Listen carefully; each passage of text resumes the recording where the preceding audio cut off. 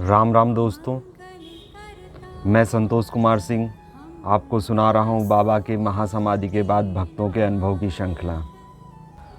पिछले एपिसोड में हमने सुना कि महाराज जी सपने में आकर किस प्रकार प्रदीप माथुर जी को ठीक करते हैं।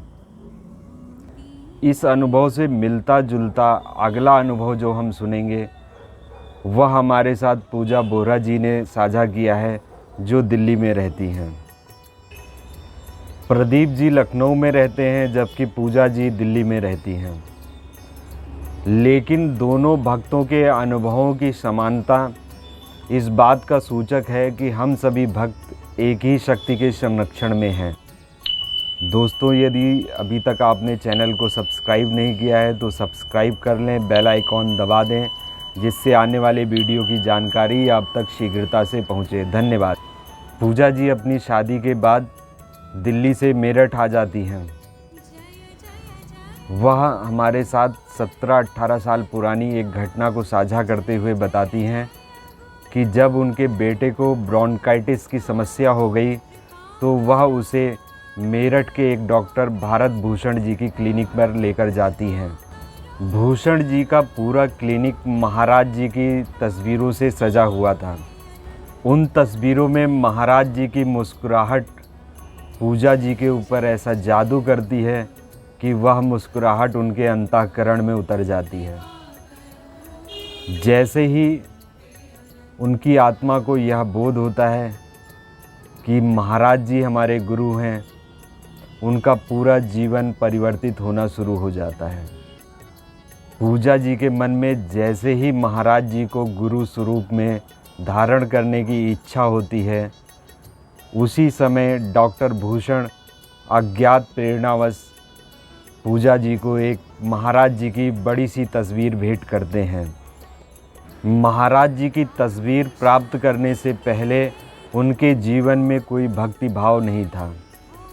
वह केवल अच्छे कर्मों के लिए ही प्रेरित थी। लेकिन जब किसी भक्त के जीवन में महाराज जी का प्रवेश होता है, उस समय उस भक्त का जीवन पूर्ण रूप से महाराज जी अपने अनुरूप बना देते हैं। मैं, पूजा जी और हमारे जैसे कई अनेक भक्त ऐसे होंगे जिनके जीवन में किसी प्रकार की भक्ति का समावेश नहीं होता है, लेकिन अचानक से हमारे जीवन में महाराज जी आते हैं और हमारा जीवन पूर्ण रूपेण अपने अनुसार बना देते हैं।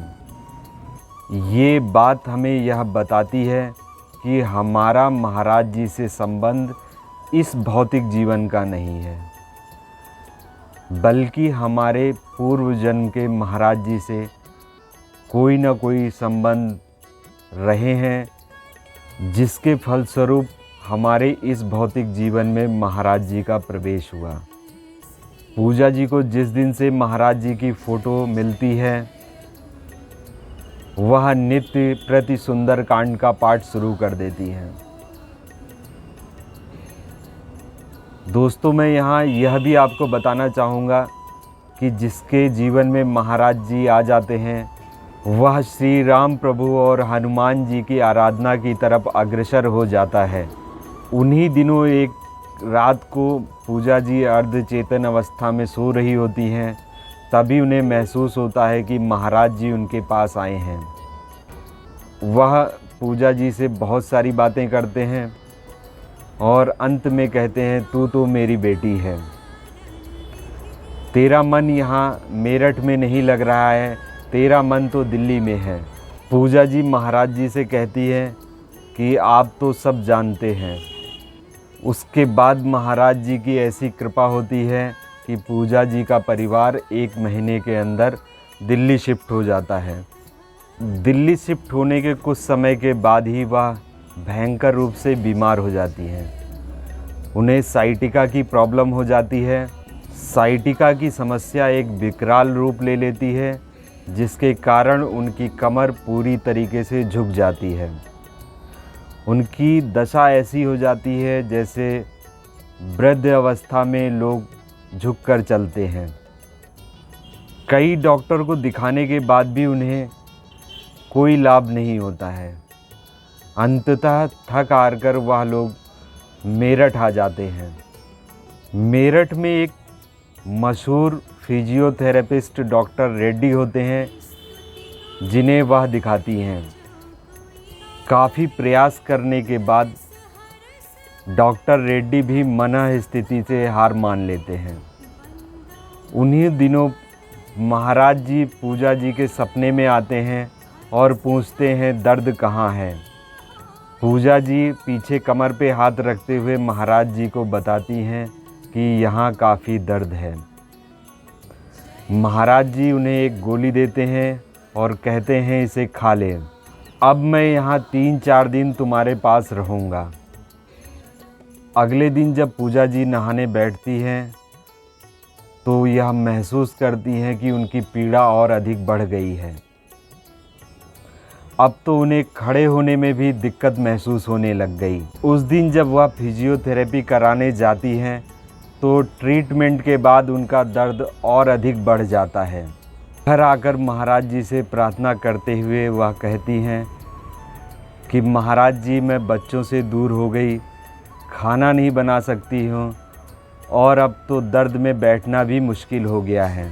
मानसिक संचार के द्वारा पूजा जी को महाराज जी की प्रेरणा प्राप्त होती है कि तू दर्द में ही बैठ, यही तेरा इलाज है। इसके बाद पूजा जी धीरे धीरे दर्द में बैठने लग गईं। बाद में चिकित्सीय जांच में पता चलता है कि उनके कूल्हे के नीचे की नस जो 2.5 साल से दबी पड़ी हुई थी, वह महाराज जी के दवाई देने के बाद से पुनः अपनी जगह पर आ गई थी।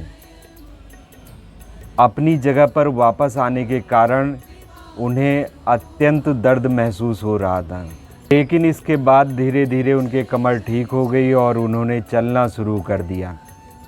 वह कहती हैं जहां सारे डॉक्टर हार मान चुके थे, वहां महाराज जी का आशीर्वाद काम आया। महाराज जी की कृपा से वह पूर्ण स्वस्थ हो गईं और आज अपने जीवन के सारे कार्य स्वयं करती हैं। हमारे कृपा निधान करुणा निधान महाराज जी की ऐसी ही लीला है, ना जाने वह कब किस पर कृपा कर दें। दोस्तों, मिलते हैं अगले एपिसोड में महाराज जी की किसी अन्य लीला के साथ।